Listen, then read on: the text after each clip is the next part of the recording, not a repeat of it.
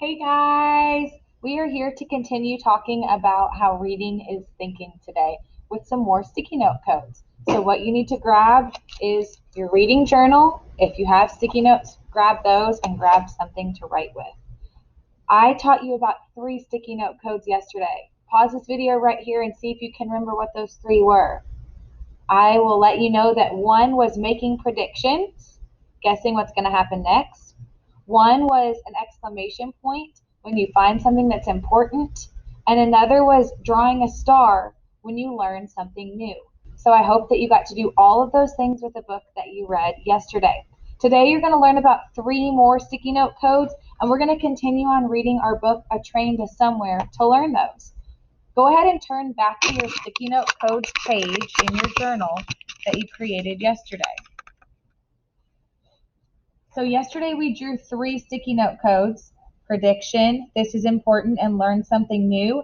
And now we are going to do 3 more. So go ahead and draw 3 more boxes. Remember, if this is too fast for you, you can pause the video and play it when you're ready. The 3 sticky note codes we're going to learn about today are: first is a connection. I'm sure you've heard it said before that you can make connections with your text. There are 3 types you can make.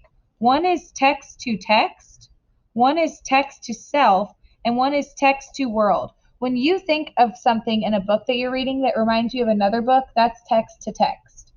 When you think of something in a book that reminds you of something in your own life, that is text to self. And when you read something in a book that reminds you of something that's going on in the world, that is text to world. So today, as I read A Train to Somewhere, I'm going to be looking for connections to the text, myself, and the world. Another type of sticky note code we can use to think about our reading is sometimes we have a question. Do you ever read and you think, I wonder what's going on here, or I wonder why that happened, or things like that? If you have a question, you're going to write a question mark and write your question there. I'll model that for you with our book, A Train to Somewhere. The last one we're going to do today is a thought bubble, and that one means I am confused. I am confused. Make sure you've taken notes on all of these in your journal. Remember yesterday, as we read A Train to Somewhere, we learned something new, we found things that were important, and we made lots of predictions, and we did at least 6 of those. Today, as I read A Train to Somewhere again, you might be reading a different book, but I already went ahead and put my title, Train to Somewhere, right there. Once you start reading another book today, you're going to put your title there, and this is where I'll stick my sticky notes as I read and think about connections, questions, and confusions that I might have. Okay? I'm going to model that for you right now with some more of our book, A Train to Somewhere. So let's keep on reading where we left off yesterday. Where we left off yesterday, remember that the kids had gotten to the first stop, and there were people with cameras, horses on wagons, and the girl had said that her mother wasn't there. She must have been farther west. Let's keep going. A man leads us to the city hall with everyone following like a parade. Smile and look pleasant, Miss Randolph whispers. We sit on chairs on a stage, and the people from the town look us over. They feel the boys' muscles through their coats. They say things like, this here's a good one, and he'll be useful come harvest. Man, they're talking about people. Zachary is taken right away along with 2 other big boys. Cheerio, mates, he calls to us. Mavis Perkins is chosen by a little scrawny woman. Mavis is tall and a bit heavy. She has a round face and the sweetest dimples. Dorothy, the little woman calls out to another woman just as scrawny. Look at the one I got. She'll be a big help to me in the house. You should get one for your place. Mavis is a dear girl, Miss Randolph says as she signs the agreement papers. Be good to her. She has her lips pressed tightly together. There'll be an agent coming round to make sure the children are all right. So you think I won't treat her well, missus? Is that what you're saying? The woman glares at Miss Randolph. Do you want me to give her back? Miss Randolph doesn't say anything. She hands over the papers, and the scrawny woman leads Mavis away. I have a question. I'm wondering, When the woman asked her, "Do you want her back?" why didn't Miss Randolph say anything back to her? I wrote that down as a question, so I stuck that in my journal. Here's the picture from that page. Whoops, here it is. All the kids lined up, ready to be adopted by someone. Okay, let's keep going. A man and a woman stop in front of us. My knees start trembling. The woman has a soft fur muff. The man's carrying a cane with a gold head. Oh, Herbert, how sweet that little girl is. The woman smiles at Nora. That's her best friend. Oh, this is my sister. Can we take her, Herbert? Can we? This is my sister, Nora whispers, tugging at my hand. Please, please, if you take me, can you take her too? Oh no, they're telling her that they're sisters, even though they're not. Oh dear, the woman looks at Miss Randolph. We couldn't possibly. We only want one little girl. Of course, and they're not sisters, just friends, Miss Randolph says quickly. Now stand up, Nora. You help her, Marianne. I have to pry Nora's fingers from mine. The woman bends down. Do you know what's waiting for you in your carriage? A puppy! Just for you! I don't want a puppy. I want Marianne, Nora cries. Miss Randolph and the couple sign the agreement papers, and then they take her. Nora's still crying and looking back. I'm sniffling too. I have a text to self connection. I even wrote up in the corner after I wrote my C, I put TTS, it's text to self. I've had to say goodbye to friends before who I don't know if I'll ever see again. Sometimes in school people would move away or things like that. So Nora and Marianne just had to say goodbye and they may never see each other again. That reminds me of some times that's happened to me too. Here is a picture from that page. Let's keep going. But it's better if I'm not taken. I have to stay free from my mother. She told me she'd come for me. She kneeled in front of me on the steps of St. Christopher's the day she left me there. That must be the name of the place where they all lived, the orphans. She was working in Garrison's chicken factory at the time, and there was a white feather caught in her hair. I lifted it off and held it against my cheek. I'm going west to make a new life for us, she said. Then I'll come for you. When, Mama? When?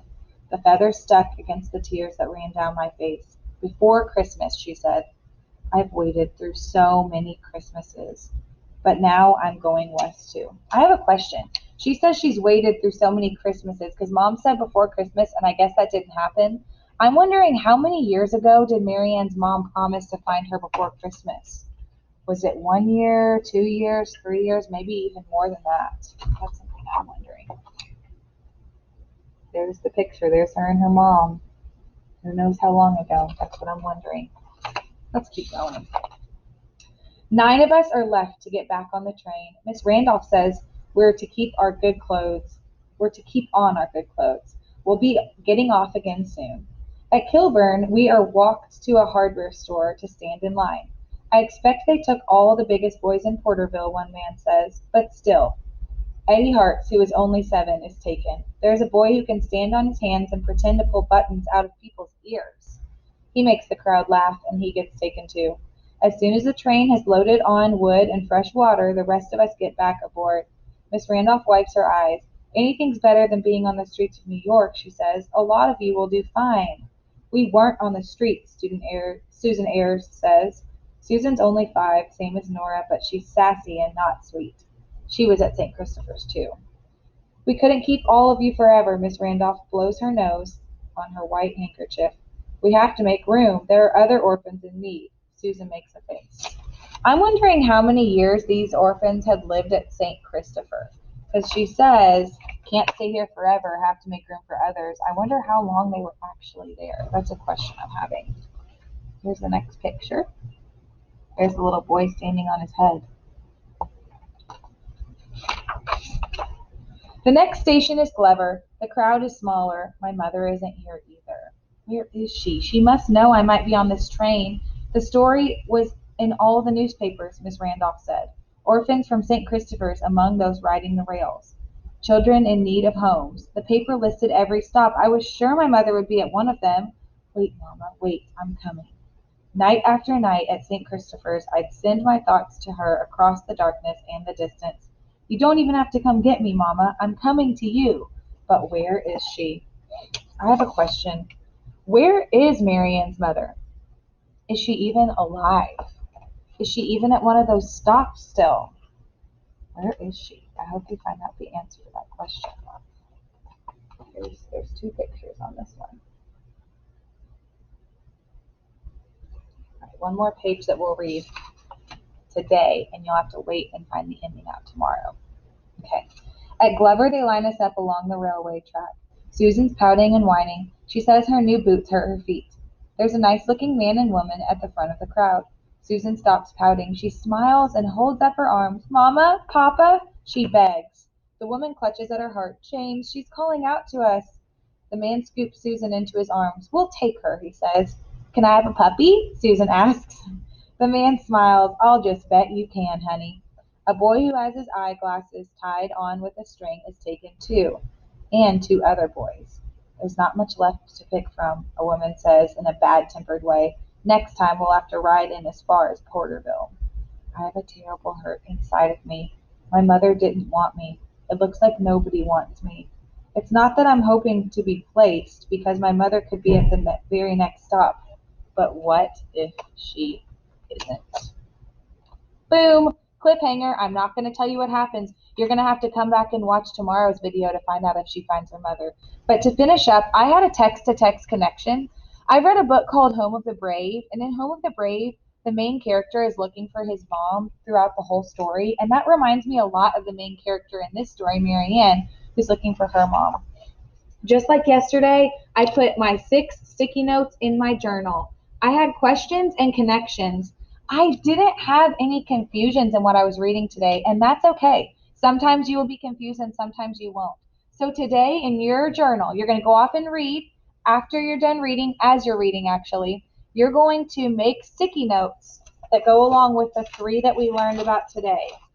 A connection, text to text, text to self, or text to world, questions that you have, and any confusions that you have. I want you to do at least 6 sticky notes, and then you're going to take your picture on the Padlet to show me. I hope you enjoy thinking about your reading more today. Can't wait to finish up this story with you tomorrow. Have an awesome day.